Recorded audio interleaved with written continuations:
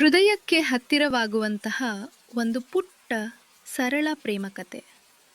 ಮಳೆಯ ಹನಿ ಮತ್ತು ಮೌನದ ಮಾತು.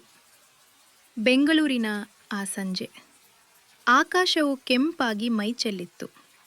ಕಾಫಿ ಶಾಪ್ನ ಕಿಟಕಿಯ ಪಕ್ಕದಲ್ಲಿ ಕುಳಿತಿದ್ದ ಅವಳು ಕಿಟಕಿಯ ಗಾಜಿನ ಮೇಲೆ ಮೂಡುತ್ತಿದ್ದ ಮಳೆಯ ಹನಿಗಳನ್ನು ಎಣಿಸುತ್ತಿದ್ದಳು. ಅವಳ ಎದುರು ಕುಳಿತಿದ್ದ ಅವನು ಕಾಫಿಯ ಬಿಸಿಗಿಂತ ಹೆಚ್ಚಾಗಿ ಅವಳ ಕಣ್ಣುಗಳಲ್ಲಿನ ಕಾಂತಿಯನ್ನು ಸವಿಯುತ್ತಿದ್ದನು. ಇಬ್ಬರ ನಡುವೆ ಮಾತುಗಳಿಗಿಂತ ಮೌನವೇ ಹೆಚ್ಚಾಗಿತ್ತು. ಆದರೆ ಆ ಮೌನದಲ್ಲಿ ಸಾವಿರಾರು ಕವಿತೆಗಳಿದ್ದವು. ಅವನು ಮೆಲ್ಲಗೆ ಕೇಳಿದ, ಮತ್ತೆ ಯಾವಾಗ ಸಿಗುತ್ತೇವೆ? ಅವಳು ನಸುನಕ್ಕು ಹೇಳಿದಳು, ನಮ್ಮ ನೆನಪುಗಳು ಮಸುಕಾಗುವ ಮುನ್ನವೇ.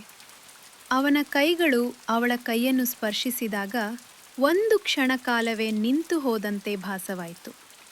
ಪ್ರೀತಿ ಎಂದರೆ ಬರೀ ಮಾತುಗಳಲ್ಲ, ಒಬ್ಬರನ್ನೊಬ್ಬರು ಅರ್ಥ ಮಾಡಿಕೊಳ್ಳುವ ರೀತಿ ಎಂದು ಅವರಿಗೆ ಆ ದಿನ ಅರಿವಾಯಿತು. ಜಗತ್ತು ಎಷ್ಟೇ ದೊಡ್ಡದಿದ್ದರೂ ನಿನ್ನ ಕಣ್ಣುಗಳಲ್ಲಿನ ಆ ಪುಟ್ಟ ಪ್ರಪಂಚವೇ ನನಗೆ ಸಾಕು. ಬಾಳ ಪಯಣದಲ್ಲಿ ಸೋಲು ಗೆಲುವು ಏನೇ ಬರಲಿ, ಕೈಬಿಡದ ಭರವಸೆಯೊಂದಿಗೆ ಅವರಿಬ್ಬರು ಮಳೆಯಲ್ಲಿ ನೆನೆಯುತ್ತಾ ಹೆಜ್ಜೆ ಹಾಕಿದರು. ಆ ಮಳೆ ಹನಿಗಳು ಅವರ ಪ್ರೀತಿಗೆ ಸಾಕ್ಷಿಯಾಗಿದ್ದವು.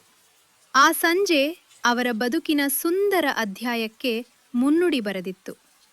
ಪ್ರೀತಿ ಎಂಬ ಈ ಪಯಣ ಎಂದಿಗೂ ಮುಗಿಯದ ಅದ್ಭುತ ಕಾವ್ಯ.